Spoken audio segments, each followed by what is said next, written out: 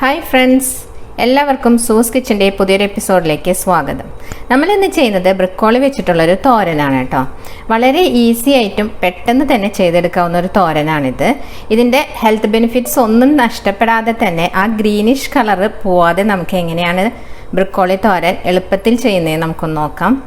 അപ്പോൾ റെസിപ്പിയിലേക്ക് കടക്കുന്നതിന് മുന്നായിട്ട് നിങ്ങൾക്ക് എൻ്റെ വീഡിയോ ഇഷ്ടപ്പെടുകയാണെങ്കിൽ ഒന്ന് ലൈക്ക് ചെയ്യാനും അതുപോലെ തന്നെ സബ്സ്ക്രൈബ് ചെയ്യാനും മറക്കരുത്. നമുക്കപ്പോൾ റെസിപ്പിയിലേക്ക് കടക്കാം.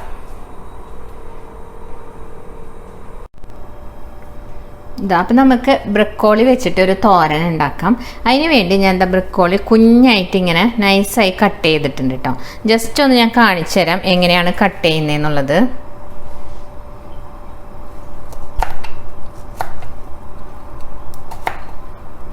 ഇതിന് പിന്നെ കുഞ്ഞായിട്ട് ഇങ്ങനെ അരിഞ്ഞാൽ മതി. ഇതല്ലെങ്കിൽ ചോപ്പറുള്ളവരാണെങ്കിൽ ചോപ്പറിലിട്ടിട്ട് അരിഞ്ഞെടുത്താലും മതി കേട്ടോ. അപ്പം ഇതിങ്ങനെ പൊടിയായിട്ട് അരിഞ്ഞാൽ ഭയങ്കര എളുപ്പമാണ് ഇത് അരിഞ്ഞെടുക്കാനായിട്ട്. ഇങ്ങനെ ചെയ്യാം. അപ്പോൾ അത് പൊടിയായിട്ട് അരിഞ്ഞ് കിട്ടും. അത് അതിലേക്ക് ഇട്ട് കൊടുക്കാം നമുക്ക്. ഇങ്ങനെയാണ് ഞാനിതെല്ലാം അരിഞ്ഞെടുത്തിട്ടുള്ളത് കേട്ടോ. ഞാനിവിടെ ഒരു പാൻ ചൂടാക്കാൻ വെച്ചിട്ടുണ്ടായിരുന്നു. അതിലൊരല്പം എണ്ണ ഒഴിച്ച് കൊടുത്തിട്ടുണ്ട് കേട്ടോ. ഇതിപ്പോൾ സൺഫ്ലവർ ഓയിൽ ഒഴിച്ചിട്ടുള്ളത്. ഒരു 1/2 ടീസ്പൂൺ എണ്ണ ഒഴിച്ചിട്ടുള്ളൂ. അതിലേക്ക് 1 ടീസ്പൂൺ ഉഴുന്ന് പരിപ്പ് ഇട്ട് കൊടുക്കാം. 1/2 ടീസ്പൂണും കൂടി ഇടണം കേട്ടോ. 1/2 ടീസ്പൂൺ ഉഴുന്ന് പരിപ്പ് ഇട്ട് കൊടുക്കുക. അതൊന്ന് മൂക്കുന്ന വരയ്ക്കും ഇളക്കാം. ഉഴുന്ന് പരിപ്പ് മൂത്ത് വരുമ്പോൾ ഇതിലേക്ക് 1 ടീസ്പൂൺ പെരുംജീരകം ഇട്ട് കൊടുക്കാം. വലിയ ജീരകം ഉണ്ടല്ലോ അതൊന്ന് പൊട്ടി വരട്ടെ കേട്ടോ. അതിനുശേഷം ഇതിലേക്ക് ഒരു 3 വറ്റൽമുളക് ഇട്ട് കൊടുക്കുക. അതുപോലെ 3 വെളുത്തുള്ളി. ഇത് തോടോടുകൂടി തന്നെയാണ് കേട്ടോ. ഒന്ന് നന്നായിട്ട് ഇളക്കിയെടുക്കുക ഇനി നമുക്ക്.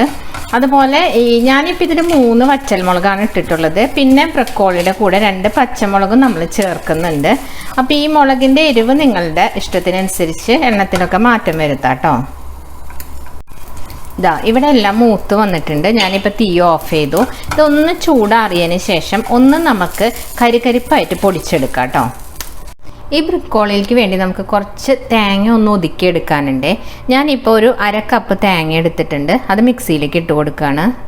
ഈ തേങ്ങയുടെ ഒപ്പം ഒരു ചെറിയ കഷ്ണം ഇഞ്ചി, ഒരല്പം ഒരു തണ്ട് വേപ്പില, അതുപോലെ 2 പച്ചമുളക്.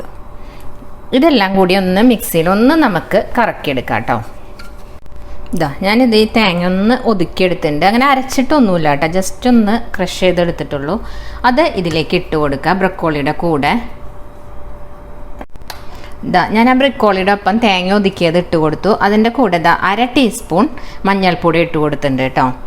ഇനി ആവശ്യത്തിനുള്ള ഉപ്പും കൂടി ഇട്ട് കൊടുക്കാം.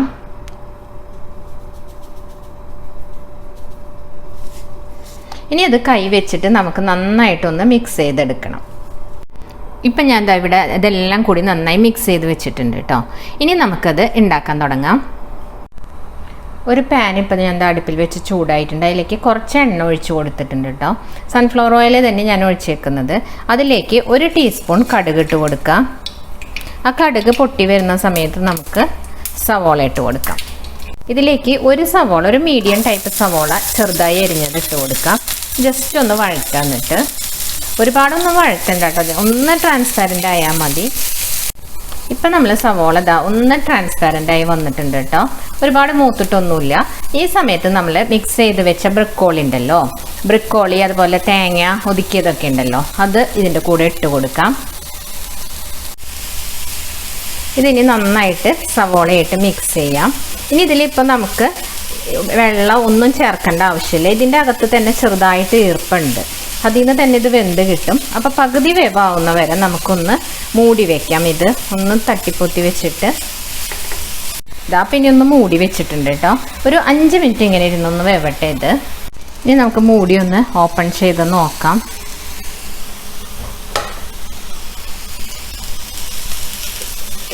ഈ സമയത്ത് ഞാൻ തീ സ്ലോ ടു മീഡിയം ലെവലിലാണ് വെച്ചിട്ടുള്ളത് കേട്ടോ. ഇനി ഒരല്പം തീ കൂട്ടി കൊടുക്കാം. ഇപ്പം നമ്മൾ ബ്രക്കോളി ഇവിടെ ഒരു 3/4 വേവും ആയിട്ടുണ്ട്. ഈ സമയത്ത് നമ്മൾ നേരത്തെ റോസ്റ്റ് ചെയ്ത് വെച്ചിട്ടുണ്ടായിരുന്നില്ലേ, ഉഴുന്ന് പരിപ്പ്, അതുപോലെ പെരിഞ്ജീരകം, വറ്റൽമുളക്, വെളുത്തുള്ളി, ഈ മിക്സ് ചെയ്തത് ഇതിലേക്ക് ഇട്ട് കൊടുക്കാം.